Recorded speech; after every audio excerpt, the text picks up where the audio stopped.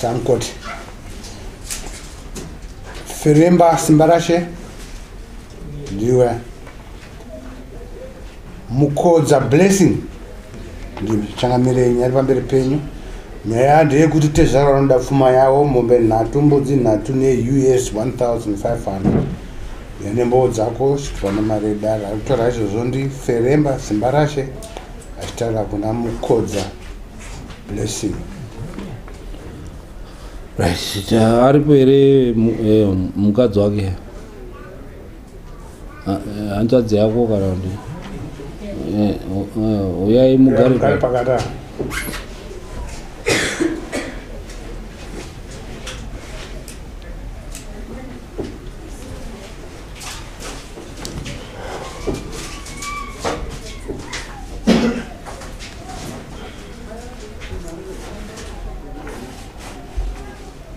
Right, taura tinzwe Simbarashe.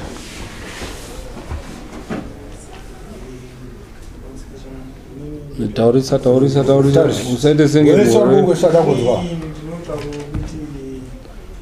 kuchengeta muzukuru saka muzukuru nyaipo kurwere saka yekurapisa mari yekurapisa chii hachaiwana saka isusu tosaka tauya pano tipe kumupasha mwana wake atipo pfuma yangu.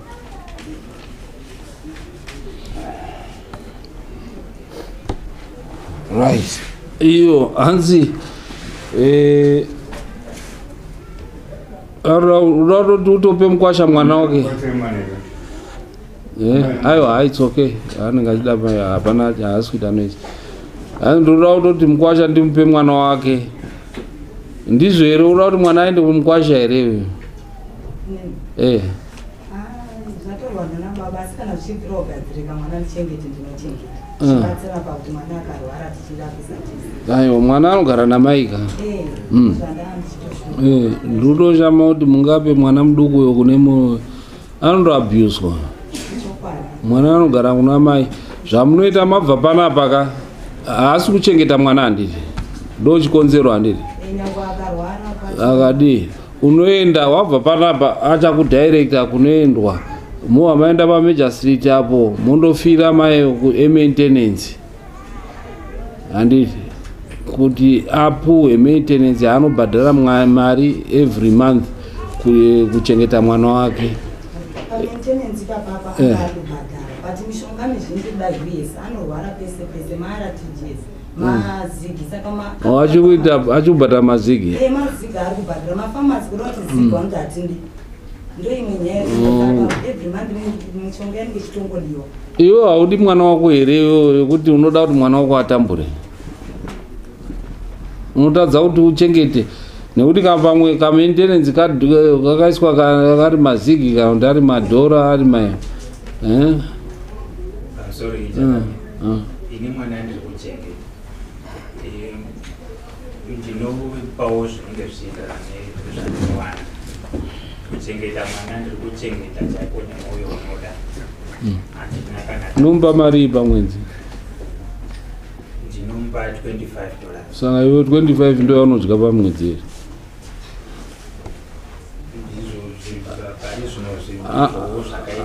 Ndati iwewe unodya $25 pamwedzi here iwewe wega. Ndine mhuri yandagara yandinayo. Anoba mukadzi. Ndisafunga mjinga wayarasana nestatement yake. Sema nilikuti aiwa hatisati tapindako tiri kuuya duba tatoona kuti pane chinyau yanga ari kuda kutaura kuti chii but nhau yepfuma tiri kuuyako hatisati tapinda kunhau yepfuma. Muri right kuti tizomubatsira kuti aiwa nyau yaari kuda ndechii but tangoona here kuti pane kadambudziko karipo katiri kuda kuona pfungwa dzake kuti kana achiti anopa mwana $25 pamwedzi iye anorarama ne $25 here aiwa kana dei iri US kana dei iri US $25 pamwedzi munorarama here imimi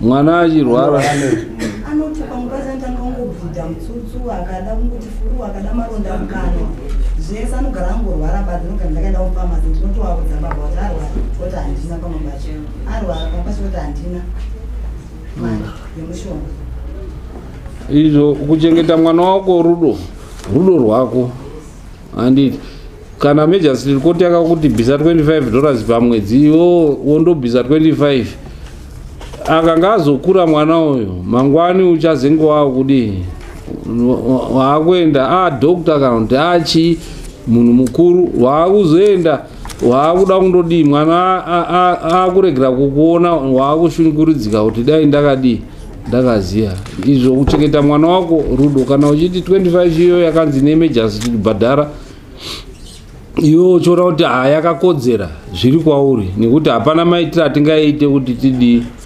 maybe chaungaende kuenda kureview kundoti upuwe review but kana asina rudo anongoenda aine fake pay slip anongondotaura kuti handikwanisi inongoramba iri pa25 saka toda kumudzidzisa pamusoro perudo nekuti kuenda kuMajesty Court varume vazhinji tinozviziva tinohwandisa mainikamu edu unenge uri kufixa mwana bali mangwani kana azokura manje chinhu waakuenda manje iwe waakundodii kundozemberana nemwana uyo which is very bad ida mwana wako ari mwana muduku uchimuchengetawo uchimutengera mishonga uchidii handiti tinongotaura apo rudo ngatichipindei munyaya wanoda pfuma yawo pfuma yamunoda chii chitaurai pfuma yamunoda iwe simba rashi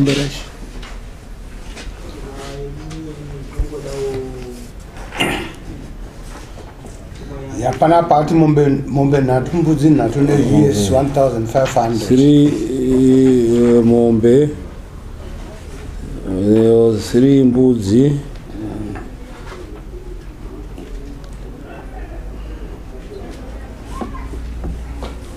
ne 1500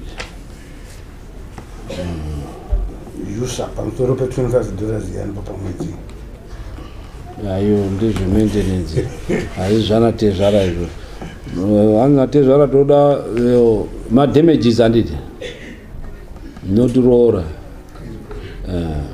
andoda madamages angu nemasungiro madamages mombe nhatu masungiro mombe nhatu ne1500 sa unoti chii ini chokutanga tezvara handivasi amai wemwana uyu takangosangana zvayo zviri zvemisikanzwa takange tapofambidzana panguva yacho asi vaizviziva kuti ndakaroora anonzani iwe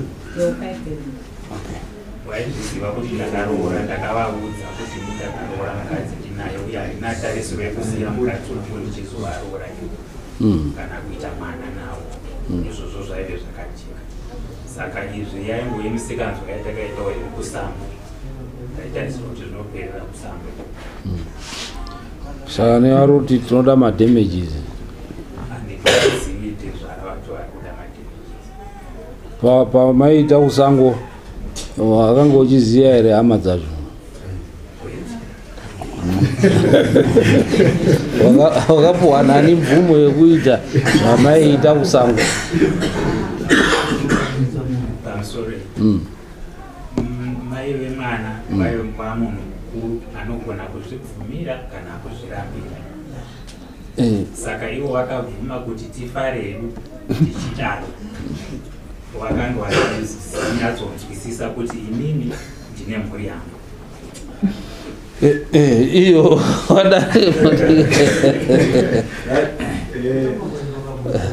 mai vemwana wakabvuma iye angapiwa permission nani mai vemwana tambobvunza mubvunzo iwo hauna kupindurira ndo zvandareva pokutanga kuti izvi zvakave zviri zvemisikanzwa saka misikazi wako yakukuparira ka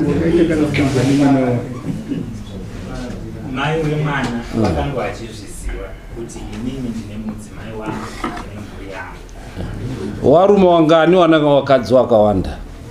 Inini ndakanga ndisina mbobvira ndavapa. Tati warume wangani wane wakadzi wakawanda? Varipo vazhinji. Wane formula here yekuita wakadzi wakawanda?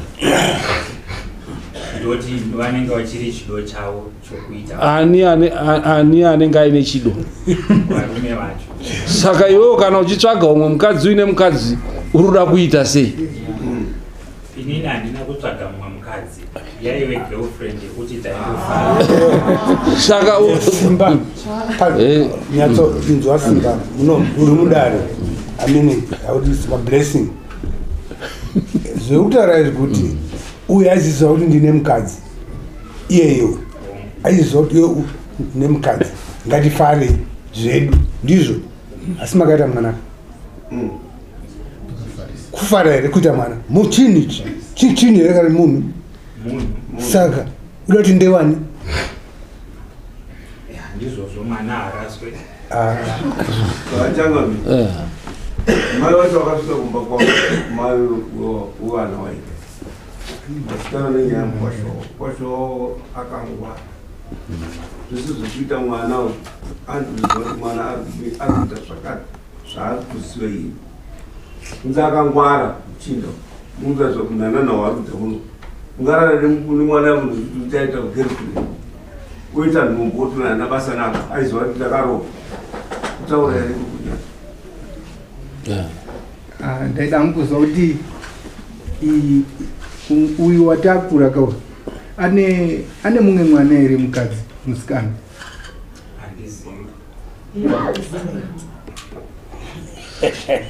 Saka iwewe uchaita hako bhuru rine mukadzi waro uku rinongondoita shamwari neuyu roitisa nhumbu, robva apo rondoita shamwari neuyo roitisa nhumbu, robva apo roenda paroita iwo uchikoberekesa hako uchitaura nekuti ini ndine mukadzi wangu. kuberekesa tiri tiri kutamba pamusoro ndizvo zvakaita kuti ndinge ndiri kusapota mwana. Ndakanzwisisa kuti mwana ndizvatiri kutika uchaita bhuru nekuti urundorara une mukadzi wako, but waurundorara uku urungondospoira wosiya waitisa pamiri, woenda wodzoka kumukadzi wako, woenda panext wondoitisa pamiri, woenda panext uchidaro. Ndiwe bhuru muarea vana vanhu uchisiya wadi wanhumburisa nekuti iwe une mukadzi wako.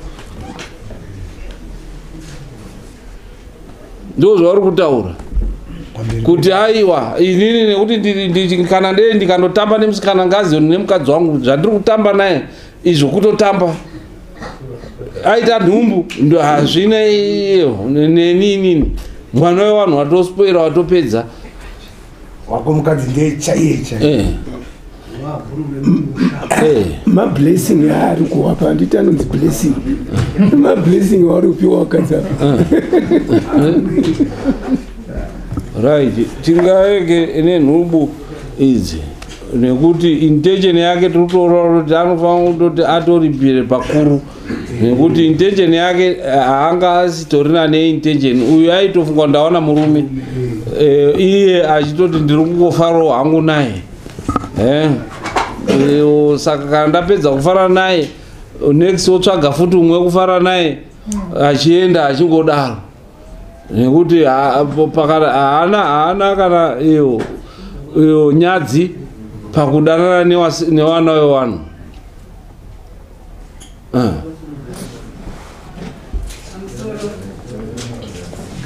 Alright. Aiwa itai nyuma kateka itsoke kuti wakuone.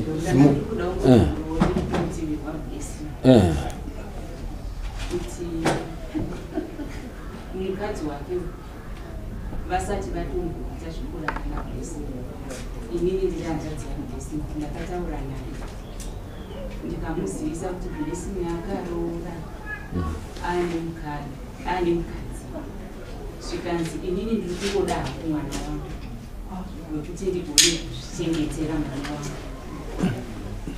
kuda mwana waBlessing. Ndizvo here zviri kutaurwa izvozvo. Inini ndenge akatoti hanzi ndenge ndisina basa nekuti Blessing azochengete mwana. Inini mwana ndikungoda mwana wangu kuti ndizozvichengetera mwana wangu. Ndizvo here zviri kutaurwa. Ipapo ndinopokana nako because naBlessing asati atoroora takatanga kutodanana for 6 years tichifambidzana asati aitoroora. Kwabva azongoti for a sudden akati inini ndane mukadzi wakaisora hako ndakakukanganisa. Kwabva ndatosiyana naye. Kwabva azouya futi aroora 6 years dzakazara ndikuti anofanira anondirambira 6 years tichifambidzana. Atichingori jaya nemhandara. Kwabva azoti yokaenda dini ndatizirwa ndaita mukadzi andidini anditizira fine vandatosiyana naye. Blessing ndiye kuzoya futi kumba kwangu ndakutozvigarira ndega ndiye kuzobarwa kwemwana uyu ndokuzoya futi kumba kwangu ndakutozvigarira ndega akati aiwa ini ndakatoona ndakakukanganisa chinhu ndakakuitira chinhu chakashata ndikakuurayira upenyu hwako saka ndadzoka kuti tichidini tichigarisana tichiite mhuri yedu pamwe chete for sure bhadzo. Saka tete pawakafona wamenoti handiziva mutete ndiani wakazondifonera kuti chi Blessing akaroora handifonera kuti Blessing aka ndakatoora iti ndadini ndazvinzwa kwete kuti ndikuda kuita mwana wangu. Hanzvadzi yacho ndiye kuzouya bvunza kuti kuuya akazoengoe kuzouya futi kuti aiwa sora hako ndakashaisha ndikakudai somba ndazongotizirwa koefesati nemukadzi wacho wakachata iwe. Iyo zviri kutaurwa izvo zvewairi hazvipindirwi. Muri kuridzwa ndakatoshanya kumusha kwavo ndakashanya vanondiziva Mwambie mukadzi chechawa kupindira vanhu hanyaya vanhu vairavo handizo chingwezi kutaura mukadzi iiiisa chii asi kana nayo tete wacho ungaroore mwana wamunhu isa chete kana iwo tete one muri mudare rechiwanhu pamberi pamambo shuwa kadari muningi kana mwana wenyu kuti ndingodanana nemunhu angondiitise mwana ini imosiya zvakadaro ndakatotaura namai but zvirunzi ndiyebesanya yacho kuna mai vake ndikataura namai ndikati taurirai mwana raurirai mwana dzidzise kuti varume kana varoora ngaachisiyane naye of kana vakangodanana kumasure zvakatopfuura ngaachitsvagewo zvimwe murume wake anoda kudini anoda kuroora. but zvirunzi Blessing ndiye akazoenda akati aiwa ndakatadzawo. Munozviziva hasha dzevarume here imi? Ruchiwa rwevarume munoruziva? Munoruziva here? Kuti uyu azovhure makumbo anenge atonyengerwa naBlessing, anenge atomutaura masweet nothing.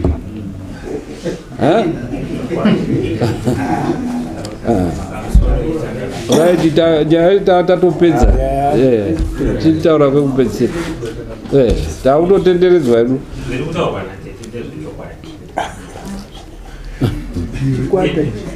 Inini ndino kutaura pandakaita namai ndo mashoko avaitaura ivawo kuti Blessing mira chimomira Blessing une here mutupa wako simboti inzwa yakatsoka uyu mwana wenyu isimboti ndosaka tezara ari kuti mwana wenyu isimboti ari mumusha mavo vakuda mari yavo. Iwe haudi here kubvisa mombe umai kumwana wako? Inini handina kuroora yeukai. Kubvisa mombe umai pachiwanhu wedza wakaroora hauna kuroora. Mwana anofanira kubvisirwa mombe yechi simboti. Takukutaurira mwana wese ndosaka uchinzwa kuti zvinopuka ngozi mwana uyu asakabvisirwa mombe yeumai. Mwana uyu anofanira kubvisirwa mombe yababa wakaberekawo mwana mukadzi uyu. Mwana uyu anofanira kubvisirwawo mombe yemadamages kupwanya musha wewanhu zvisingazivikanwi. Ndo mombe nhatu idzo dzaurunzi ubhadha. Mbudzi mwana uyu anofanira kusungirwa paanoberekwa nhatu idzo. saka dare anofanira kubvisa chii mukomana uyu tichipedze tika eyo asi iwoyo kai kunze komwana hauna mumwe mwana here hauna ndiye chete right ingori nyaya yatozvitoa zvamataura kuti mbudzi mombe panodikana mombe mbiri yababa namai pozoita yedamage yechitatu pauya futi panoda mbudzi dzemasungiro uye anozvibvisawo ndozvinhu zvaanofanira kuti abvise padaro right saka izvozvo ndo zviro zvaunofanira kubvisa kune mwana wavanhu nekuti mwana wako anofanira kusungirwa inotenderwa ibvunza ini ndaida kunzwisisa kuti zvinhu izvi zvinenge zvichireverera kuti zvinenge hanzi zve zvichidi okay right taurai takunga tiri kutaura nemunhu asiri muungwe wamaungo wese isu tinoziva kana tauya kudare unofanira kuziva kuti kana zvanzi zvichinzi zvese izvo zvinozivikanwa newamaungo wese ameno anobva kupi asingazivi kuti kune damage kune mashorwa kune mbudzi masungiro munobva kupi ndinofunga bvunzabvunzwa nemuchindaki haasi kuripiswa namunhu ari kuputira vana wani wake kana achibvunza iye kuti zvamanditaura kuti mombe nembudzi zinorewei ari kudzokera kumashure mombe yababa mombe yamai mombe yematyorwa damage nembudzi yemasungiro ndo zvazvinoreva asi ini handina ngobvira ndakagara namai vemwana kana waneirokanavatiziya kana kuti vauya kuti ndavati uya tigare tese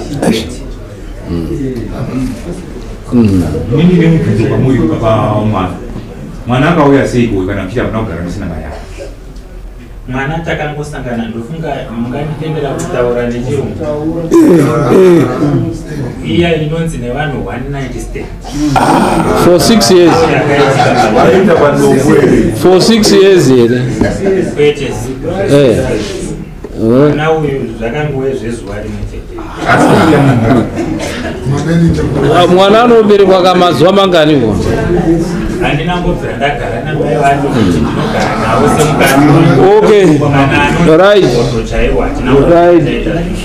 taakuchienda mberi unozvibvisa rini dare rati unofanira kubvisa mombe 3 nembudzi 3 unozvibvisa rini uye nemakosti ekuunzwa kudare makosti enyu mari makabvisa mari okay ne$100 yemakosti masamoni nemari dzawabvisa unozvibvisa rini daro iyangoyo anogara papi Zimbabwe panokubuda kunhu uyu arikubuda papi urubva unogara kupi hanzi unogara kupi kwaisheani kwa hauna alright mambo mutazana zvinetsi even kwahauna tinosvika kwamutasa tinouya tichikudii tichitora zvinhu izvozvo saka isusu taakukupa date rekuti udi ubvise kuti tikasike nyaya yako nekuti tinoda kuti nyaya yako ikasike 1 week to pay handiti 1 week to pay imimi dzokai after 1 week pasina titende tindotore kwahauna zvinhu izvozvo right tapedza tingarambe tichidii tichitaura nemunhu asi uda kubatsirika tapedza